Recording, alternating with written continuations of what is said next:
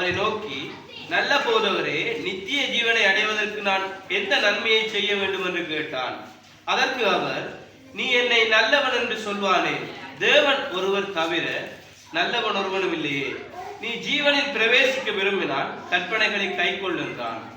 அவன் அவரை நோக்கி, எவைகளை என்று கேட்டான். அதற்கு இயேசு, கொலை செய்யாதிருப்பாயாக, விபச்சாரம் செய்யாதிருப்பாயாக, களவு செய்யாதிருப்பாயாக, பொய் சாட்சி சொல்லாதிருப்பாயாக, உன் தகப்பனையும் உன் தாயையும் கனம் பண்ணுவாயாக, உன்னிடத்தில் நீ அன்பு கூறுவது போல பிறரிடத்திலும் அன்பு கூறுவாயாக என்பவைகளே என்றார். அந்த வாலிபர் அவனை நோக்கி, இவைகளை எல்லாம் என் சிறு வயது முதல் கை கொண்டிருக்கிறேன், இன்னும் என்னிடத்தில் குறைவு என்ன என்றான். அதற்கு இயேசு, நீ பூரண சத்குணனாயிருக்க விரும்பினால் போய் உனக்கு உண்டானவைகளை விற்று தரித்திரருக்கு கொடு, அப்பொழுது பரலோகத்தில் உனக்கு பொக்கிஷம் உண்டாயிருக்கும், பின்பு என்னை பின்பற்றி வா என்றார். அந்த வாலிபன் மிகுந்த ஆஸ்தி உள்ளவனாய் இருந்தபடியினால் இந்த வார்த்தைகளை கேட்ட பொழுது துக்கமடைந்தவனாய் போய்விட்டான். ஆமென். அருமையான ஒரு வார்த்தையை நாங்கள் அங்கே வாசிக்க கேட்டோம். அங்கே ஒரு வாலிபன் அங்கே இயேசு கிறிஸ்துவிடத்துல போய் ஒரு கேள்வியை கேட்கிறான். நான் நித்திய வாழ்வை பெற்றுக் கொள்வதற்கு என்ன செய்ய வேண்டும் என்று சொல்லி, அங்கே நல்ல போதகரே, நான் நித்திய ஜீவனை பெற்றுக்கொள்ள என்ன செய்ய வேண்டும் என்று சொல்லி கேட்கிற பொழுது ஆண்டவர் திருப்பி சொல்லுகிறார், நீ என்னை நல்லவன் என்று சொல்வானே, தேவன் ஒருவர் தவிர நல்லவன் ஒருவனும் இல்லை. அங்கே வார்த்தை இப்பதான் நாங்க வாசித்தோம். அங்கே நான் சொல்லல, வார்த்தை சொல்லுகிறது, தேவனை தவிர நல்லவன் ஒருவனும் இல்லை. அப்ப எங்களுடைய வாழ்க்கையில அங்கே நாங்க நல்லவர்களாக மாற வேண்டும் என்று சொன்னால், அங்கே அந்த நித்திய வாழ்வை நாங்கள் அனுபவிக்க வேண்டும் என்று சொன்னால், அந்த நித்தியத்துக்குள்ள போகிறதற்கு எங்களை எப்படி ஆயத்தப்படுத்த வேண்டி இருக்கிறோம், அதைத்தான் இன்னைக்கு நாங்கள் பார்க்க போகிறோம். அந்த நித்திய வாழ்வுக்குள்ள நாங்கள் போகிறதுக்கு எங்களுக்கு சில தகுதிகள் வேண்டும், சில ஆயத்தங்கள் வேண்டும். அதை இன்னும் நாங்கள் செய்யாதபடி, அங்க இன்னுமே அந்த வார்த்தைக்கு கீழ்ப்படியாதபடி, அங்க ஏனோ தான் ஒன்று வாழுகிற பொழுது அங்க இன்னும் நாங்கள் மனம் திரும்பவில்லை, இன்னும் நாங்கள் கீழ்ப்படியவில்லை. இன்னைக்கு என்னையும் உங்களையும் பார்த்து தேவன் எச்சரிக்கிற காரியம், அந்த நித்திய வாழ்வை பெறுவதற்கு நான் எப்படி ஆயத்தப்பட வேண்டும், நான் எதை செய்ய வேண்டும். அந்த வாலிபன் போய் அங்கே தேவனிடத்துல கேட்கிற பொழுது அங்கே அவர் சொல்லுகிற ஒரு வார்த்தை, இனி என் கற்பனைகளை கைக்கொள் என்று சொன்னார். அப்ப கற்பனைகளை கைக்கொள் என்று சொல்லுகிற பொழுது அவன் திருப்பி கேட்கிறான், எவைகள் என்று. அங்கே முதலாவது கர்த்தர் சொல்லுகிறார், கொலை செய்யாதிருப்பாயாக. அங்கே கொலை செய்யாதிருப்பாயாக. சில நேரங்கள்ல நாங்கள் யோசிப்போம், கத்தி எடுத்து நான் ஒருவனை கொலை செய்தால் தான் அது பாவம் என்று சொல்லி அங்கே நாங்கள் வார்த்தைகளினால அநேகருடைய இருதயங்களை உடைக்கிறோம். அங்கே அநேக வார்த்தைகளை அங்கே சொல்லி அநேகருடைய இருதயங்களை நாங்கள் காயப்படுத்துகிறவர்களா இருக்கிறோம். நான் ஒரு நேரம் அங்கே அந்த அதிகாலை வேளையிலே வார்த்தையை தியானிக்கிற பொழுது ஏதாவது ஒரு ஆசீர்வாதமான வார்த்தையை பேசினால் அங்கே சந்தோஷமா இருக்குமே, நல்லா இருக்குமே, நான் இப்படி இந்த வார்த்தையை சொல்லுவதற்கு தெரியாதபடி அங்கே தட்டம் புரண்டு அங்கே நான் இந்த வார்த்தைக்கு ஒரு கொஞ்சம் கூட ஆயத்தம் இல்லாதபடி தேவ சமூகத்திலே தடுமாறின பொழுது நீ என் சபையை பார்த்து நீ சொல்ல வேண்டிய காரியம் இதுதான். எங்களை பார்த்து தேவன் எச்சரிக்கிறார், நாங்கள் மனம் திரும்ப வேண்டும், அங்கே கற்பனைகளை கைக்கொள்ள வேண்டும். இந்த வாலிபனை பாருங்கள், தேவனுக்கு முன்பதாய் போய் துணிகரமாய் நான் நித்திய வாழ்வை பெற்றுக்கொள்ள என்ன செய்ய வேண்டும் என்று ஏன் கேள்வி கேட்கிறான் என்றால், அவனுக்குள் ஒரு திருப்தி இருந்தது.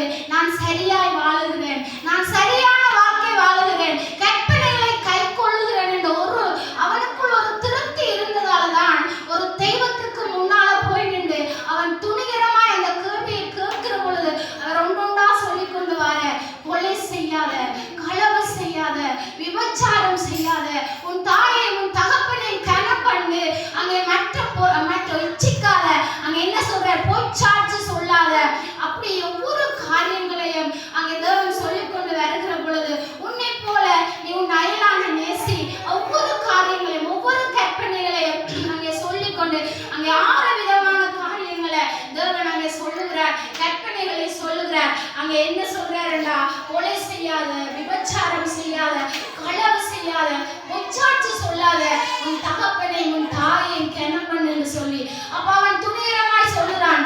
தேவனுக்கு முன்பதாய் அந்த தெய்வத்தை பார்த்து சொல்லுகிறான், இதை எல்லாத்தையும் நான் என்னுடைய சிறிய வயதில் இருந்து நான் இதை கை கொண்டு வருகிறேன். அவனுடைய நம்பிக்கையை பாருங்க, அவனுடைய அந்த திருப்தியை பாருங்க. இந்த கற்பனைகளை நீ சொல்லுகிறா, இந்த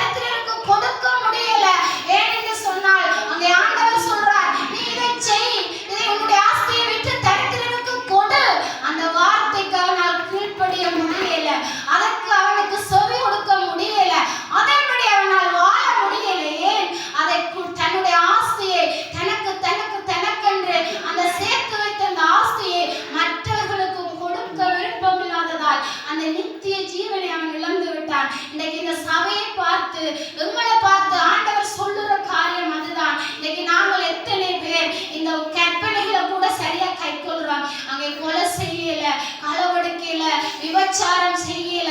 அங்கே சில நேரம் நாங்க சொல்லலாம், நான் விபச்சாரம் செய்யல, நான் களவு செய்யல, நான் பொச்சாட்சி சொல்லல என்று சொல்லி நாங்க திருப்திகரமா நினைக்கிறோம், நாங்கள் சரியாய் வாழுறோம் என்று நினைக்கிறோம். ஆனா ஆண்டவர் சொல்றார், நாங்கள் விபச்சாரம் செய்யாட்டிலும் ஒருவரை இச்சையோடு பார்த்தால் அந்த பார்வையை விபச்சாரம் செய்ததுக்கு சரி என்று இன்னைக்கு எங்களுடைய சபையை பார்த்து எங்களை பார்த்து ஆண்டவர் எச்சரிக்கிற காரியம், எங்களுடைய பார்வை கூட சரியா இருக்க வேண்டும், எங்களுடைய நடை சரியா இருக்க வேண்டும். எங்களுடைய பார்வை நிமித்தம் அங்கே மற்றாக்களை நாங்கள் உடலுக்குள் ஆக்குவோம் என்றால், என்னுடைய பார்வையினால் ஒருவன் பாவத்துக்குள்ளாக போவான் என்று சொன்னால் அங்கே நாங்கள் விபச்சாரம் செய்கிறவர்களா இருக்கிறோம். அங்கே நான் கணவனை விட்டு என்னுடைய மனைவியை விட்டு இன்னொருவரோட போய் தொடர்பு கொண்டால் தான் அது விபச்சாரம் இல்லை. வார்த்தை அழகாய் சொல்லுகிறது, என்னுடைய பார்வை அங்கே இச்சிக்கிற பார்வை அதே விபச்சாரம் செய்ததுக்கு சமன் என்று சொல்லி இன்றைக்கு எங்களுடைய சபையிலே ஆண்டவர் எச்சரிக்கிறார். இறுதியாக இந்த நாட்களிலே எங்களுடைய சபையிலே அங்கே தேவனுக்கு பிரியமில்லாத சில காரியங்களை, நாங்கள் அருவருப்பான காரியங்களை இன்னும் நாங்கள் செய்து கொண்டு இருக்கிறோம். எங்களுடைய பார்வை மாற வேண்டும், எங்களுடைய பேச்சு மாற வேண்டும். அன்றைக்கு அந்த வாலிபன் போய் அங்கே துணிகரமாய் கடவுள்கிட்ட கேள்வி கேட்கிறதுக்கு அவன்கிட்ட ஒரு நம்பிக்கை இருந்தது. நான் இந்த கற்பனை எல்லாம் கை கொள்ளுறேன், என்னில் என்ன குறை இருக்கு, நான் அங்கே சரியாய் வாழ்றேன், நான் பரிசுத்தமா வாழ்றேன், நான் இந்த கற்பனை எல்லாம் கை கொள்ளுகிறேன். அந்த நம்பிக்கையோட போய் கடவுள்கிட்ட நின்ற பொழுதுதான் அவனுடைய குறை என்னன்றது விளங்கினது. இந்த நாட்களில நாங்க திருப்தியா இருக்கிறோமா? எங்களுடைய வாழ்க்கையில நான் பைபிளை வாசிக்கிறேன், ஜெபம் பண்றேன், வேதத்தை தியானிக்கிறேன், அங்கே போதகர் சொல்றது எல்லாம் நான் கேட்டு செய்கிறேன், நான் சரியாய் வாழுறேன்,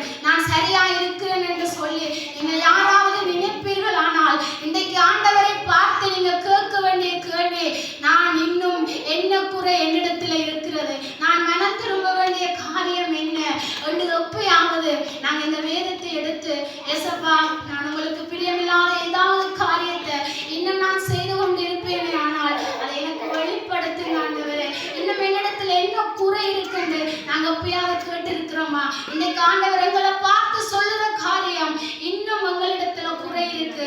அங்கே பிதா அங்கே இயேசு கிறிஸ்துவை இந்த பூமிக்கு அனுப்பின பொழுது, இவர் என்னுடைய நேசகுமாரன், இவரை நான் பிரியமா இருக்கிறேன் என்று அங்கே தேவன் சாட்சி பகருகிறார். இன்னைக்கு